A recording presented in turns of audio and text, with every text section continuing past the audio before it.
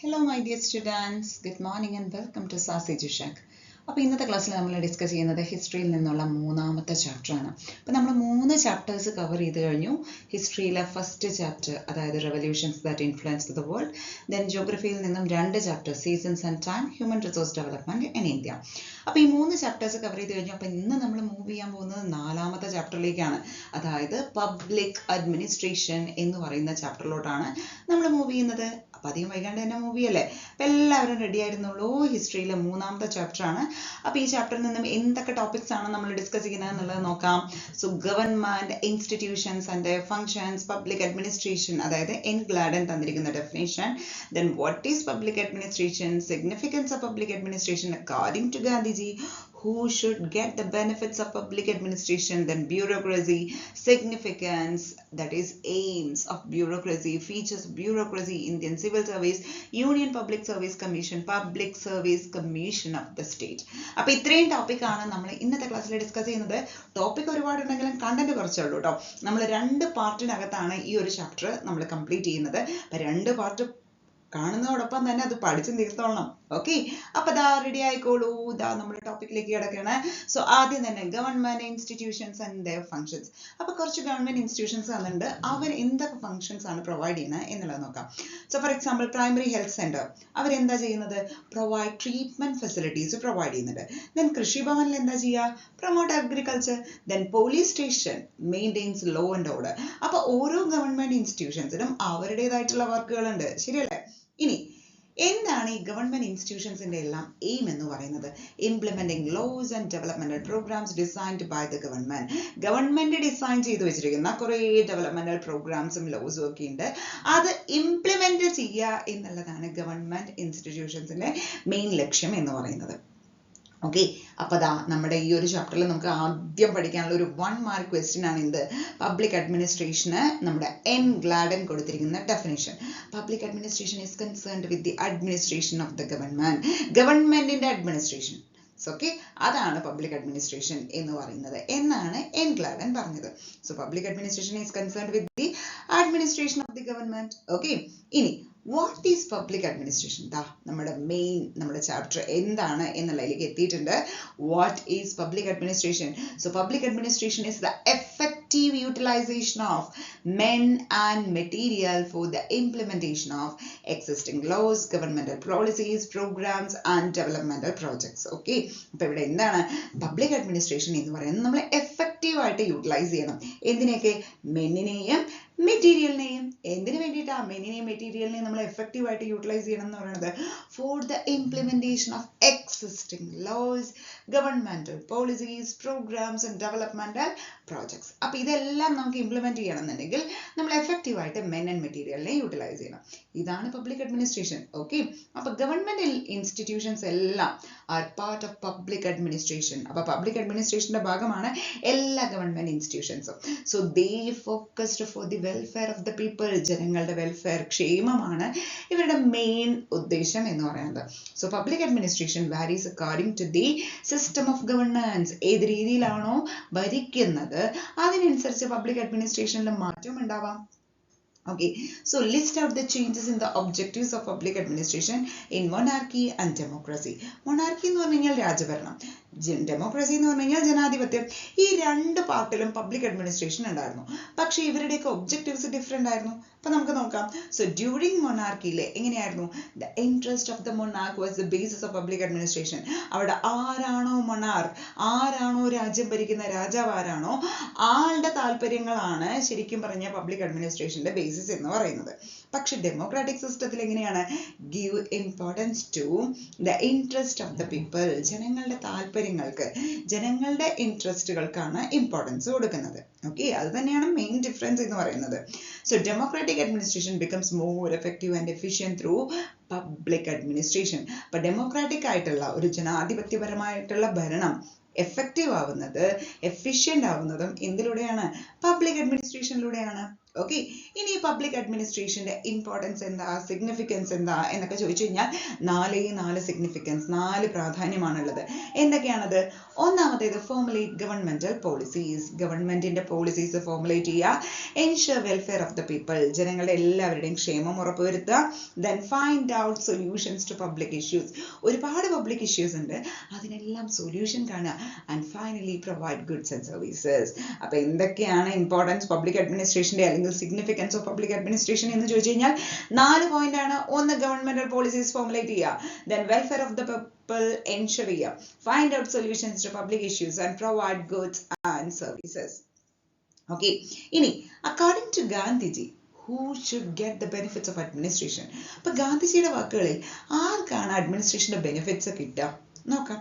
Gandhiji expected the protection of the interest of all through public administration. Gandhiji expect ചെയ്തത് ഒരേ ഒരു കാര്യമുള്ളൂ. സോ എല്ലാ ജനങ്ങളുടെയും താല്പര്യങ്ങൾ സംരക്ഷിക്കപ്പെടണം. അതും എന്തിലൂടെ? പബ്ലിക് അഡ്മിനിസ്ട്രേഷനിലൂടെ, പൊതുഭരണത്തിലൂടെ എല്ലാ ജനങ്ങളുടെയും താല്പര്യങ്ങൾ സംരക്ഷിക്കപ്പെടണം എന്നാണ് ഗാന്ധിജി എക്സ്പെക്ട് ചെയ്തത്. But those who need more care and protection should be treated and protected separately. പക്ഷെ ചില വിഭാഗം ആളുകൾക്ക് കൂടുതൽ കെയറും കൂടുതൽ ആവശ്യങ്ങളും പ്രൊട്ടക്ഷനും ഒക്കെ വേണ്ടി വരുന്ന ആളുകളുണ്ട്. അവരെ നമ്മൾ എന്ത് ചെയ്യണം? സെപ്പറേറ്റ് ആയിട്ട് ട്രീറ്റ് ചെയ്യണം. അവരെ സെപ്പറേറ്റ് ആയിട്ട് പ്രൊട്ടക്ട് ചെയ്യാൻ വേണം. ഗാന്ധിജീസ് കൺസെപ്റ്റ് ഓഫ് ഗ്രാമ സ്വരാജ്. ഓക്കെ, ഇത് വളരെയധികം ഇമ്പോർട്ടൻ്റ് ആണ്. ഗാന്ധിജിയുടെ കൺസെപ്റ്റ് ഓഫ് ഗ്രാമ സ്വരാജ് എന്ന് പറയുന്നത് influenced India's outlook of public administration to a great extent. Okay, ഇന്ത്യയുടെ പബ്ലിക് അഡ്മിനിസ്ട്രേഷനെ ഒരു ഗ്രേറ്റ് എക്സ്റ്റെന്റിലേക്ക് ശരിക്കും ആ ഒരു ഔട്ട്ലുക്ക് തന്നെ മാറ്റിമറിച്ചത് ഏതാണ്? ഗ്രാമസ്വരാജ് എന്ന് പറയുന്ന കൺസെപ്റ്റ് ആണ്. So local government institutions were constituted on this basis. അപ്പൊ ഇതിനെ അനുസരിച്ചിട്ടാണ് ലോക്കൽ ഗവൺമെന്റൽ ഇൻസ്റ്റിറ്റ്യൂഷൻസ് എല്ലാം ഫോം ചെയ്തിരിക്കുന്നത്. അപ്പൊ ഈ ഒരു ഗ്രാമസ്വരാജ് എന്ന് പറയുന്ന കൺസെപ്റ്റ് ഒരു കാരണവശാലും മറക്കരുത് കേട്ടോ. അപ്പൊ ഇനി നമ്മുടെ അടുത്തൊരു മേജർ പോയിന്റ് ആണ് bureaucracy. What you mean by bureaucracy? ഉദ്യോഗസ്ഥ വൃന്ദം.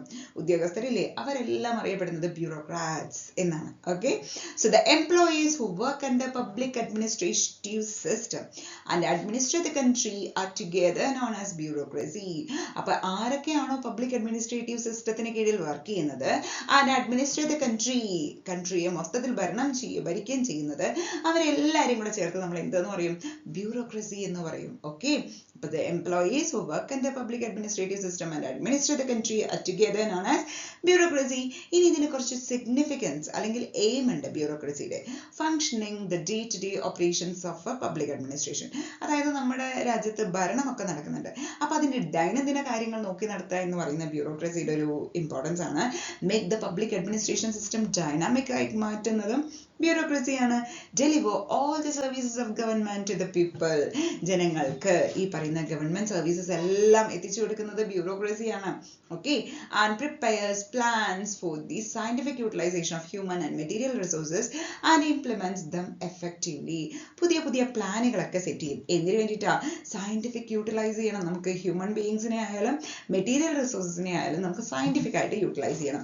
എന്നിട്ട് അതിനെല്ലാം ഇംപ്ലിമെന്റ് ചെയ്യണം. ഓക്കെ, അതിനനുസരിച്ചുള്ള പ്ലാൻ തയ്യാറാക്കുക എന്ന് പറയുന്നതും ബ്യൂറോക്രസിയുടെ സിഗ്നിഫിക്കൻസ് ആണ്. ഓക്കെ, അപ്പൊ അങ്ങനെയാണെങ്കിൽ ബ്യൂറോക്രസിക്ക് കുറച്ച് ഫീച്ചേഴ്സ് ഉണ്ട്. നമുക്ക് 4 മാർക്കിനൊക്കെ ചോദിക്കാൻ സാധ്യതയുള്ള ഒരു ക്വസ്റ്റ്യൻ ആണ് ഫീച്ചേഴ്സ് ഓഫ് ബ്യൂറോക്രസി. അപ്പൊ ഇതിന്റെ താഴെയുള്ള കണ്ടന്റ് നിങ്ങൾ മനസ്സിലാക്കി വെച്ചാൽ മതി. പക്ഷെ ഈ 5 പോയിന്റും ഒരു കാരണവശാലും മിസ്സാക്കരുത്. Okay, hierarchical organisation, permanence, appointment on the basis of qualification, political neutrality, professionalism. ഇതെന്താണെന്ന് ജസ്റ്റ് ഒന്ന് എക്സ്പ്ലെയിൻ ചെയ്യാം. പക്ഷെ ഈ പോയിന്റുകൾ ഒരു കാരണവശാലും സ്കിപ്പ് ചെയ്യരുത്. ഹയറാർക്കിക്കൽ ഓർഗനൈസേഷൻ എന്ന് പറഞ്ഞു കഴിഞ്ഞാൽ ഏറ്റവും ടോപ്പിൽ ഒരാൾ, ഫോർ എക്സാമ്പിൾ ഒരു സ്കൂളിനെ എടുത്ത് നോക്കുകയാണെങ്കിൽ ഹെഡ് മാസ്റ്റർ അല്ലെങ്കിൽ പ്രിൻസിപ്പൽ എന്ന് പറയുന്ന ടോപ്പില്, അവിടുന്ന് താഴേക്ക് വരുമ്പോൾ അധ്യാപകരുണ്ടാവും, അല്ലെങ്കിൽ ഈ പറയുന്ന HODs ഉണ്ടാവും, ദെൻ അതിന് താഴെ അധ്യാപകരുണ്ടാവും, ദെൻ കുട്ടികൾ. അപ്പോൾ ഏറ്റവും ടോപ്പിൽ ഒരാളും അവിടുന്ന് താഴോട്ട് വരുന്തോറും അതിന്റെ എണ്ണം കൂടി കൂടി വരുന്നത്. ഓക്കെ, ഇനി രണ്ടാമത്തത് പെർമനൻസ്. എന്താ പെർമനൻസ്? വൺസ് ഒരാൾ ഗവൺമെന്റ് ജോലിയിൽ കയറി കഴിഞ്ഞാൽ, ഒരു ബ്യൂറോക്രാറ്റായി മാറിക്കഴിഞ്ഞു കഴിഞ്ഞാൽ ആ ഒരു ആള് റിട്ടയർ ആവുന്നത് വരെ ആ ഒരു സർവീസ് തന്നെ കണ്ടിന്യൂ ചെയ്യും. ഓക്കെ, ഇനി appointment on the basis of qualification. ചുമ്മാ ഒരാളെ കയറ്റിയിട്ട് ഒരു പോസ്റ്റിൽ ഒന്നും ഇരുത്തുകയല്ല ചെയ്യുന്നത്. സോ അവരുടെ എഡ്യൂക്കേഷൻ ക്വാളിഫിക്കേഷന്റെ ബേസിസ് അനുസരിച്ച് ചില ടെസ്റ്റുകളൊക്കെ നടത്തിയിട്ടാണ് ഇയാളെ അപ്പോയിന്റ് ചെയ്യുന്നത്.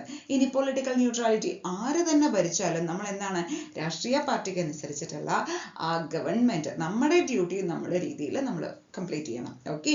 ദെൻ പ്രൊഫഷണലിസം, ഏത് ജോലിക്കും അതിൻ്റെതായിട്ടുള്ള സ്കിൽഫുൾനെസ് വേണം അല്ലെ, ആ സ്കില്ലോട് കൂടി നമ്മൾ ആ ഒരു വർക്ക് ചെയ്യണം, അപ്പോഴാണ് ഇതൊരു പ്രൊഫഷണൽ ആയി മാറുക. ശരിയല്ലേ? അപ്പൊ ഇതൊക്കെയാണ് ബ്യൂറോക്രസിയുടെ ഫീച്ചേഴ്സ്. ഇനി നമ്മുടെ ഈ ഒരു ടോപ്പിക്കിലെ ലാസ്റ്റ് പാർട്ടാണ് ഇന്ത്യൻ സിവിൽ സർവീസ് എന്ന് പറയുന്നത്. എന്താണ് Indian civil service? Indian service is made up of all the officers of the central and state government and various public sector enterprises. Okay. അപ്പൊ ഈ പറയുന്ന എല്ലാം, ഓക്കെ, ഇന്ത്യൻ സിവിൽ സർവീസ് എന്ന് പറഞ്ഞു കഴിഞ്ഞാൽ തന്നെ എന്താണ്, എല്ലാ ഓഫീസേഴ്സും സെൻട്രൽ ഗവൺമെന്റിന്റെ കീഴിൽ, സ്റ്റേറ്റ് ഗവൺമെന്റിന്റെ കീഴിൽ വരുന്ന പബ്ലിക് സെക്ടർ എന്റർപ്രൈസസിൽ എല്ലാത്തിനും കീഴിൽ വരുന്ന എല്ലാ ഓഫീസർമാരും അടങ്ങുന്നതാണ് ഇന്ത്യൻ സിവിൽ സർവീസ് എന്ന് പറയുന്നത്. ഈ ഇന്ത്യൻ സിവിൽ സർവീസിനെ നമ്മൾ മൂന്നായി തിരിച്ചിട്ടുണ്ട്. ഒന്നാമത്തേത് ഓൾ ഇന്ത്യ സർവീസ്. അപ്പൊ ഓൾ ഇന്ത്യ എന്ന് പറഞ്ഞാൽ തന്നെ നമുക്കറിയാം നാഷണൽ ലെവലിലാണ് റിക്രൂട്ട് ചെയ്യുക. ഇനി ഇത് സെൻട്രൽ ഗവൺമെന്റ് ഓഫീസിലാവാം, സ്റ്റേറ്റ് ഗവൺമെന്റ് സർവീസിലും ആവാം ഇവരുടെ അപ്പോയിന്റ്മെന്റ്. അപ്പൊ ഇതിന് എക്സാമ്പിൾ ആണ് IAS, IPS പോലെയുള്ളത്. Indian administrative service, Indian police service. Okay. അപ്പൊ ഓൾ ഇന്ത്യ സർവീസ് കിട്ടി. ഇനി നമുക്ക് രണ്ടാമത്തത് ഏതാണ്? Central service. സെൻട്രൽ എന്ന് കേട്ടാൽ തന്നെ എന്താണ്, നാഷണൽ ലെവലിൽ റിക്രൂട്ട് ചെയ്യുന്നു, പക്ഷെ അപ്പോയിന്റ്മെന്റ് ഇവിടെ മാത്രമേ ഉള്ളൂ, ഇവിടെ സ്റ്റേറ്റിലില്ല, സെൻട്രൽ ഗവൺമെന്റ് ഡിപ്പാർട്ട്മെന്റ്സ് ഓൺലി. ഇവിടെ എക്സാമ്പിൾ ആണ് Indian foreign service, Indian railway service, IFS, IRS ഇതിന് എക്സാമ്പിൾ ആണ്. ഓക്കെ. അപ്പൊ ഇനി ഇതിൽ മൂന്നാമത്തെ കാറ്റഗറിന്റെ ഏതാണ്? State service. പേര് പോലെ തന്നെയാണ്, റിക്രൂട്ട് ചെയ്യുന്നത് സ്റ്റേറ്റ് ലെവലിലാണ്, appoints in government departments only. Okay. State government ഡിപ്പാർട്ട്മെന്റിൽ മാത്രമേ ഇവിടെ അപ്പോയിന്റ്മെന്റ് നടക്കുള്ളൂ. അതുകൊണ്ട് ഇതിന് എക്സാമ്പിൾ എന്താ? Sales tax officer. അപ്പൊ മറക്കരുത്, പഠിച്ചോളൂ. ഇനി ഇതിൽ തന്നെ നമുക്ക് മറ്റൊരു പാർട്ടും കൂടെ ഉണ്ട്, UPSC and PSC. UPSC എന്താ? Union Public Service Commission. So candidates to all India services and central services are recruited by the Union Public Service Commission. അപ്പോൾ all India സർവീസിലേക്കും സെൻട്രൽ സർവീസിലേക്കും റിക്രൂട്ട് ചെയ്യുന്നത് UPSC ആണ്. ഇതിലെ ചെയർമാനെയും മെമ്പേഴ്സിനെയും അപ്പോയിന്റ് ചെയ്യുന്നത് ആരാ? President. UPSCക്ക് ഒരു elaborate mechanism ഉണ്ട്. ഈ പറയുന്ന കാൻഡിഡേറ്റ്സ് ബേസ്ഡ് ഓൺ ക്വാളിഫിക്കേഷനെ ബേസ് ചെയ്തുകൊണ്ട് കാൻഡിഡേറ്റ്സിനെ റിക്രൂട്ട് ചെയ്യുന്നതിന് വലിയൊരു എലാബറേറ്റ് ഒരു സിസ്റ്റം തന്നെ ഉണ്ട്. UPSC is constituted on the basis of constitutional പ്രൊവിഷൻസിനെ ബേസ് ചെയ്തുകൊണ്ടാണ് ഇത് നിർമ്മിച്ചിരിക്കുന്നത്. അതുകൊണ്ട് ഇതിനെ എന്ത് പറയുന്നുണ്ട്? കോൺസ്റ്റിറ്റ്യൂഷണൽ ഇൻസ്റ്റിറ്റ്യൂഷൻസ് എന്ന് പറയുന്നുണ്ട്. അപ്പൊ ഇതിൽ മെയിൻ ആയിട്ട് ഓർക്കേണ്ടത് ഓൾ ഇന്ത്യ സർവീസും സെൻട്രൽ സർവീസും ആണ് ഇതിൽ വരുന്നത്. ഇതിലെ മെമ്പേഴ്സിനെയും ചെയർമാനെ അപ്പോയിന്റ് ചെയ്യുന്നത് പ്രസിഡന്റ് ആണ്. ഇതൊരു കോൺസ്റ്റിറ്റ്യൂഷണൽ പ്രൊവിഷനെ ബേസ് ചെയ്തുകൊണ്ടായതുകൊണ്ട് തന്നെ ഇതിനെ കോൺസ്റ്റിറ്റ്യൂഷണൽ ഇൻസ്റ്റിറ്റ്യൂഷൻ എന്ന് പറയുന്നു. ഇനി ഇതിൽ തന്നെ മറ്റൊരു പാർട്ടാണ് public service commission. So at the state ലെവലിൽ എന്തുണ്ട്? Candidates are recruited by the public service commission of the state. അപ്പോൾ ഇവിടെ അപ്പോയിന്റ് ചെയ്യുന്നത് ആരാ? ഗവർണർ ആണ്. Okay. Appoints chairman and members of the State Public Service Commission. State PSCs is constituted on the basis of constitutional provision. For central ലെവലിലുള്ള PSC മാത്രമല്ല, state ലെവലിലുള്ള PSCയും constitute ചെയ്യുന്നത് എന്തിന്റെ ബേസിലാണ്? Constitutional provision. അതുകൊണ്ട് ഇതിനെ നമ്മൾ എന്തെന്ന് പറയും? കോൺസ്റ്റിറ്റ്യൂഷണൽ ഇൻസ്റ്റിറ്റ്യൂഷൻസ് എന്ന് പറയും. അപ്പോൾ നമ്മൾ കോമൺലി പറയുകയാണെങ്കിൽ UPSC ആണെങ്കിലും PSC ആണെങ്കിലും ഫോം ചെയ്തിരിക്കുന്നത് കോൺസ്റ്റിറ്റ്യൂഷണൽ പ്രൊവിഷൻസിനെ ബേസ് ചെയ്തുകൊണ്ടാണ്. അപ്പൊ ഇത് രണ്ടിനെയും കൂടെ ചേർത്ത് നമുക്ക് എന്തെന്ന് പറയാം? കോൺസ്റ്റിറ്റ്യൂഷണൽ ഇൻസ്റ്റിറ്റ്യൂഷൻസ് എന്ന് പറയാം. ഓക്കെ. അപ്പൊ ഇത്രയാണ് നമ്മുടെ ഇന്നത്തെ ടോപ്പിക്കുകൾ. അപ്പൊ അടുത്ത ക്ലാസ്സിൽ നമ്മൾ ഡിസ്കസ് ചെയ്യുന്നത് ഈ ചാപ്റ്ററിലെ റിമൈനിങ് ടോപ്പിക്സ് എല്ലാം നമ്മൾ അടുത്ത ക്ലാസ്സിൽ ഡിസ്കസ് ചെയ്യാം. അടുത്ത ക്ലാസ്സിൽ നമ്മുടെ മെയിൻ ടോപ്പിക് അഡ്മിനിസ്ട്രേറ്റീവ് റിഫോംസ്. അതിൽ വരുന്നതാണ് governance, right to information, right to service, Lokpal and Lokayukta, central vigilance commission and ombudsman. Okay. അപ്പൊ അടുത്ത ക്ലാസ്സിലേക്ക് കിടക്കുന്നതിന് മുമ്പായിട്ട് ചാനൽ സബ്സ്ക്രൈബ് ചെയ്യാത്തവരൊന്ന് സബ്സ്ക്രൈബ് ചെയ്തോളുക, സപ്പോർട്ട് ചെയ്തോളുക. കൂട്ടത്തിൽ നിങ്ങളുടെ കൂട്ടുകാർക്കും കൂടി ഷെയർ ചെയ്ത് ക്വാർട്ടർലി എക്സാമിന് ഈ പോർഷൻസിന്റെ ഇതുവരെ കഴിഞ്ഞ ഭാഗങ്ങളെല്ലാം കംപ്ലീറ്റ് ചെയ്ത് റെഡി ആയിരിക്കുക എക്സാമിനെ ഫേസ് ചെയ്യാൻ. Anyway thank you so much for watching today session. See you. Bye. നമുക്ക് അടുത്ത ക്ലാസ്സിൽ കാണുന്നവരെ bye and thank you and have a nice day.